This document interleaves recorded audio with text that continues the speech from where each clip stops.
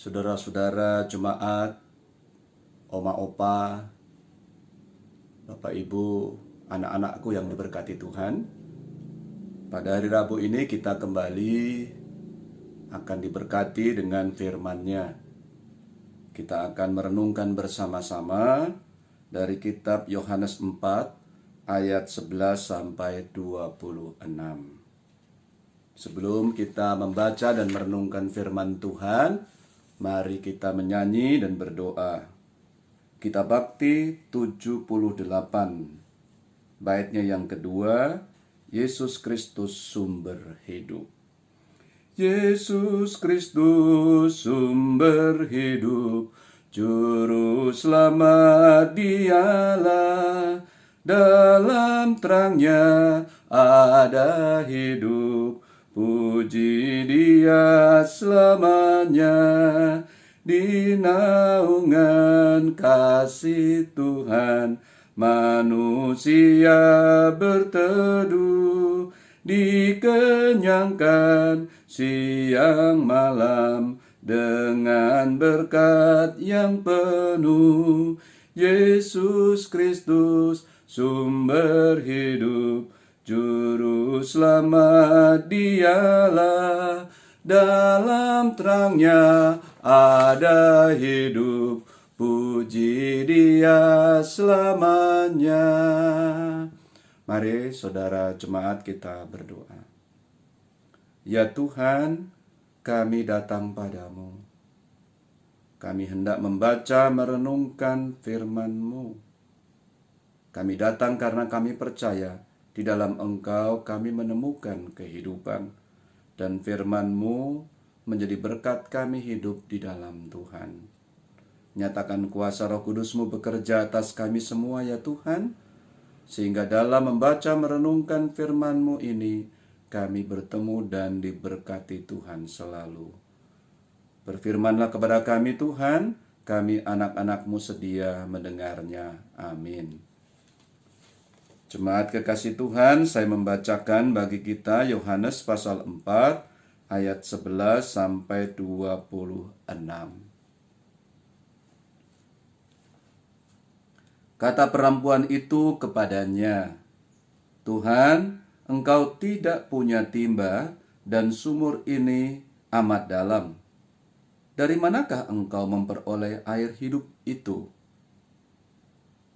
Adakah Engkau lebih besar daripada bapa kami Yakub, yang memberikan sumur ini kepada kami, dan yang telah minum sendiri dari dalamnya, ia serta anak-anaknya dan ternaknya? Jawab Yesus kepadanya, barang siapa minum air ini, ia akan haus lagi. Tetapi barang siapa minum air yang akan kuberikan kepadanya, ia tidak akan haus untuk selama-lamanya. Sebaliknya, air yang akan kuberikan kepadanya akan menjadi mata air di dalam dirinya, yang terus-menerus memancar sampai kepada hidup yang kekal. Kata perempuan itu kepadanya, Tuhan, berikanlah air itu supaya aku tidak haus dan tidak usah datang lagi ke sini untuk menimba air. Kata Yesus kepadanya, pergilah, panggillah suamimu dan datang ke sini. Kata perempuan itu, aku tidak mempunyai suami. Kata Yesus kepadanya, tepat katamu bahwa engkau tidak mempunyai suami, sebab engkau sudah mempunyai 5 suami, dan yang ada sekarang padamu bukanlah suamimu. Dalam hal ini engkau berkata benar. Kata perempuan itu kepadanya, Tuhan, nyata sekarang padaku bahwa engkau seorang nabi.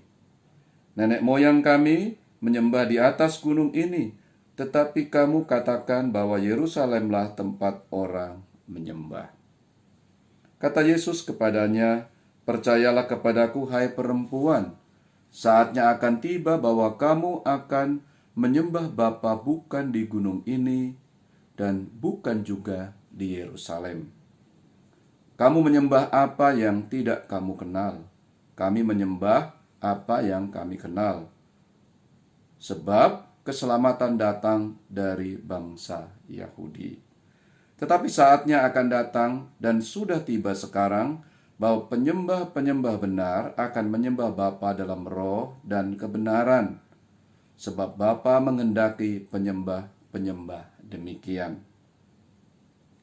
Allah itu roh, dan barang siapa menyembah Dia harus menyembahnya dalam roh dan kebenaran. Jawab perempuan itu kepadanya, "Aku tahu bahwa Mesias akan datang, yang disebut juga Kristus. Apabila Ia datang, Ia akan memberitakan segala sesuatu kepada kami." Kata Yesus kepadanya, "Akulah Dia yang sedang berkata-kata dengan engkau." Demikianlah firman Tuhan. Saya lebih fokus kepada ayatnya yang ke-15. Kata perempuan itu kepadanya, "Tuhan, berikanlah aku air itu, supaya aku tidak haus dan tidak usah datang lagi ke sini untuk menimba air." Perempuan Samaria ini masih memikirkan tentang hal lahiriah. Dia memang membutuhkan air. Dan dia meminta supaya dia tidak perlu datang lagi. Yang penting dia mendapatkan air seperti yang dikatakan Tuhan Yesus. Kalau dia meminumnya, dia tidak haus lagi. Namun, Tuhan Yesus membawanya ke hal yang lebih dalam, ke hal rohani, yang memang harusnya ditempuh oleh semua orang dalam perjalanan spiritualitasnya dari hal yang jasmani ke hal yang rohani. Ini bukan merendahkan yang jasmani, tetapi semua orang melakukan perjalanan, dia semakin dekat dengan rohnya, bertemu dengan roh Allah. Saudara-saudaraku yang diberkati Tuhan, dalam percakapan yang cukup menarik ini, ada proses yang sangat jelas bahwa perempuan itu menyadari dia dibawa ke tahap berikutnya. Karena itu pada ayat 19 dia berkata, kata perempuan itu kepadanya, "Tuhan, nyata sekarang padaku bahwa engkau seorang nabi." Karena memang Tuhan minta dia membawa suaminya, gitu ya. Dan perempuan itu tidak mempunyai suami lagi katanya. Tetapi Tuhan Yesus menunjukkan bahwa dia memang sekarang tidak ada suaminya, tapi sudah 5 kali bersuami. Dan yang ada sekarang memang bukan suaminya. Kalau perempuan ini tetap pada posisi seperti itu, dia tidak akan mendapatkan air kehidupan itu. Dengan begitu, menjadi jelas bahwa Yohanes sang penulis mau menunjukkan bahwa bertemu dengan Tuhan Yesus itu membawa orang ke kualitas kehidupan, ke proses lebih baik ke depan. Jalan dalam spiritualitas, bertemu roh kita dan roh Tuhan. Saudara-saudara jemaat, Bapak, Ibu, Oma, Opa, dan anak-anakku, perjalanan spiritualitas perempuan Samaria ini itu nampak dan semakin jelas ketika ia berkata bahwa kalau seperti ini memang ada harapan yang besar tentang Mesias, atau yang juga disebut dengan Kristus. Karena itu dia mengungkapkan pada ayat yang ke-25. Jawab perempuan itu kepadanya, "Aku tahu bahwa Mesias akan datang, yang disebut juga Kristus. Apabila ia datang, ia akan memberitakan segala sesuatu kepada kami." Inilah yang saya katakan, dia berjalan jauh dan dengan terbuka, dengan bimbingan Tuhan dalam percakapan itu, akhirnya dia sampai kepada hal yang sangat diharapkan. Bapak, Ibu, saudara-saudara, jemaat yang diberkati Tuhan, apakah perjalanan kita juga seperti perempuan yang bergumul ini? Dalam kita bertemu dengan Tuhan, adakah proses terjadi? Inilah yang mestinya menjadi berkat bagi kita. Kadang-kadang kita itu masih terlalu banyak memikirkan hal-hal jasmani dan tidak atau enggan untuk melakukan perjalanan menuju ke hal-hal yang lebih dalam pemaknaan. Seharusnya Bapak Ibu saudara-saudaraku, jemaat yang diberkati Tuhan, oma opa dan anak-anak yang berbahagia, kita semua menempuh perjalanan. Dan perjalanan itu bisa memang terhambat dengan hal-hal lahiriah. Jabatan kita, bukannya kita menjadi lebih tenang, lebih berkualitas, ya, lebih menuju kepada penghormatan yang sungguh kepada Tuhan. Lalu karunia-karunia yang kita punya membawa kita semakin menyembah Dia. Harta benda juga membuat kita semakin memaknainya, bahwa harta benda itu juga dapat mengantar kita untuk semakin dekat dengannya. Saya punya pengalaman. Ketika saya hendak studi lanjut, saya menghubungi Princeton Seminari. Dan saya diterima. Hanya memang Tuhan berkehendak lain, ya. Karena ada hal lain yang membuat saya tidak bisa meninggalkan pekerjaan pelayanan dan Indonesia. Yang saya terkejut adalah biaya yang diberikan kepada saya itu dari seorang yang menghibahkan harta bendanya. Nah, dia tahu bahwa anak-anaknya sudah dibimbing dia dengan baik dan tidak tepat kalau dia mendapatkan harta benda. Karena dia sudah bimbing, nanti malah anaknya tidak dapat berkembang lebih baik. Karena itu, nenek ini atau oma ini, dia menyerahkan atau menghibahkan dananya ke universitas. Dan diberikan kepada orang yang berhak menerima beasiswa. Luar biasa.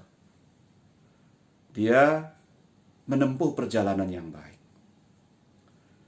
Demikian juga ada beberapa orang dari kampus, ya, dia sudah berusaha begitu rupa memberikan ilmu pengetahuannya untuk memajukan dunia pendidikan. Tapi seorang profesor, dia mau mempersembahkan hidupnya. Dan dalam pergumulannya akhirnya dia menjadi seorang koster. Dan banyak lagi.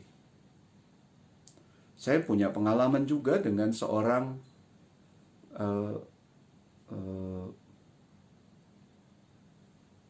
kepala bagian sebuah perusahaan besar. Dia pemegang keuangan. Lalu akhirnya dia meninggalkan semua itu dan dia menjadi seorang pendeta. Dan dia menjadi pendeta di Pamulang pada waktu itu. Saya tidak bertemu lagi dia. Bapak Ibu, saudara-saudara, oma opa dan anak-anakku, dalam hidup ini seringkali juga kita digoda untuk mempertahankan yang jasmani. Orang beragama, dia belum tentu mengarah ke hal yang berkualitas atau ke hal rohani. Karena itu ketika Tuhan Yesus berbicara tentang hal-hal rohani, kaum agamawan dengan lembaga Sanhedrin, mereka marah sekali. Nah, kalau kemarahan seperti itu, jelas sekali itu sangat duniawi. Kurang bisa menahan diri dan tidak mau tahu dengan baik apa yang disampaikan Tuhan Yesus. Kita tahu orang Farisi begitu rupa menghalang-halangi Tuhan Yesus. Nah, jadi kita harus kritis juga terhadap diri kita. Ketika kita menjadi seorang pelayan Tuhan, bisa saja kita menghalangi orang lain melakukan perjalanan spiritualitasnya. Bisa. Paulus juga seperti itu. Dia menempuh kehidupannya begitu rupa, melakukan pelayanan setulus dan sebaik-baiknya. Dia harus bekerja, ya, karena memang seperti itu keadaannya. Tetapi justru dia menghadapi masalah yang luar biasa sulit dan ditentang sana-sini, diragukan dan sebagainya, tetapi dia tetap setia dan melakukan perjalanan spiritualitas yang baik. Di Korintus, dia mengalami kesulitan yang luar biasa, tetapi dia tetap melakukan perjalanan itu. Itulah yang saya maksud.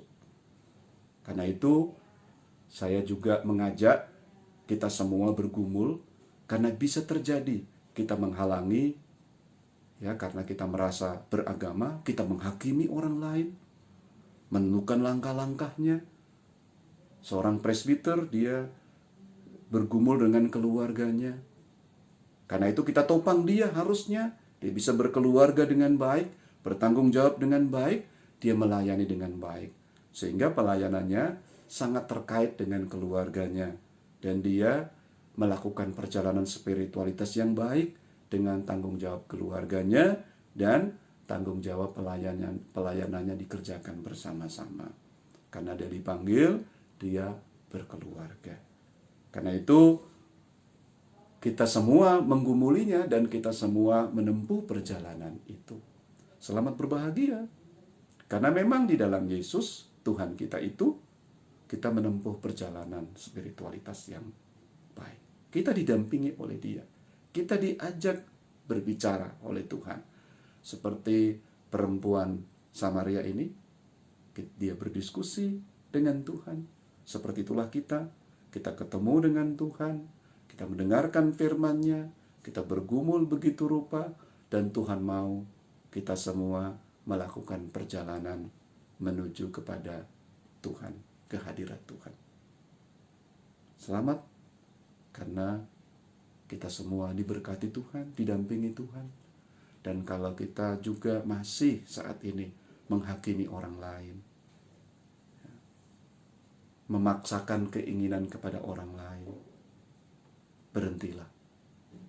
Ajaklah mereka untuk menempuh perjalanan spiritualitas. Dan kita juga janganlah menghakimi orang. Karena dengan cara seperti itu, kita tidak membantu dia. Kita sudah menentukan langkah dia. Itu kan hampir sama dengan yang dilakukan oleh para Sanhedrin, lembaga agama itu. Tetapi juga orang-orang Farisi yang memaksa Tuhan Yesus harus melakukan ini dan itu. Kiranya perjalanan kita semakin baik, semakin maju dengan firman Tuhan ini. Tuhan memberkati kita. Selamat menempuh perjalanan spiritualitas dalam pendampingannya. Amin. Mari kita kembali memuji Tuhan dari Kitab Bakti 78, baitnya yang ketiga. Yesus Kristus sumber hidup, juru selamat Dialah, dalam terangnya ada hidup, puji Dia selamanya, bahagia dan sentosa dialami umatnya, sukacita dan sejahtera dalam Kristus selamanya. Yesus Kristus sumber hidup, juru selamat Dialah. Dalam terangnya ada hidup, puji Dia selamanya. Mari kita bersatu dalam doa. Tuhan, kami bersyukur kepadamu bahwa Engkau mendampingi umat-Mu untuk melakukan perjalanan spiritualitas. Kami sadar sepenuhnya Tuhan, kami juga bisa menghambat perjalanan orang, menghakimi orang lain, dan seakan-akan kami sudah lebih baik. Godaan dari iblis ini dapat muncul dan merusakkan pelayanan dan pekerjaan Tuhan di dunia. Karena itu kami juga berdoa, biarlah jemaat Bojonggede melakukan perjalanan spiritualitas dengan pelayan-pelayan Tuhan yang sadar sepenuhnya, yang mau mengerti semua pelayan-pelayan jemaatnya, juga jemaat yang mengerti pelayan dalam melakukan perjalanan spiritualitas mereka. Kami memang ada di tengah dunia, dan seringkali kami tergoda untuk tetap menilai hal-hal itu berdasarkan keinginan manusia. Kurang berusaha memahami. Karena itu ya Tuhan, tolonglah kami, agar kami dilindungi oleh Tuhan dari godaan-godaan yang buruk, menyesatkan dalam perjalanan spiritualitas warga jemaat dan pelayan-pelayan kami. Kami mohon juga berkat-Mu dalam perjalanan kami, perjalanan spiritualitas kami masing-masing. Kami menempuhnya, dan tentu ada godaan-godaannya. Kami begitu tertarik dengan hal-hal dunia semata, bahwa Tuhan tidak menganggap negatif hal dunia, tetapi harus diarahkan begitu rupa, dibawa begitu rupa, dimaknai sebagai bagian dalam kami menempuh perjalanan hidup ini, perjalanan spiritualitas kami. Karena itu kami tidak melekat dengan hal-hal duniawi. Hal-hal itu menopang kami. Karena itu kami juga bersyukur karena jemaat kami dapat memaknai hal-hal dunia, jabatannya, pekerjaannya, harta bendanya, karunia-Nya, semuanya dipersembahkan untuk kemuliaan nama Tuhan. Sehingga kami boleh membawa segala yang Tuhan berikan itu dipersembahkan dan menuju kehidupan surgawi. Terima kasih, kami berdoa, mohon berkat-Mu untuk kami semua. Kami merenungkan hidup kami masing-masing dan berbahagia karena kami menempuh perjalanan seperti perempuan Samaria, sadar dan melakukan perjalanan terus ke depan. Terpuji Engkau kekal selama-lamanya ya Tuhan. Ini kami, demi Putra-Mu Tuhan Yesus Juru Selamat, kami berdoa kepadamu. Amin. Saudara-saudaraku, selamat menempuh perjalanan spiritualitas dan teruslah maju ke depan. Dukungan kami, berkat Tuhan, nyata bagi kita semua. Selamat. Tuhan memberkati kita.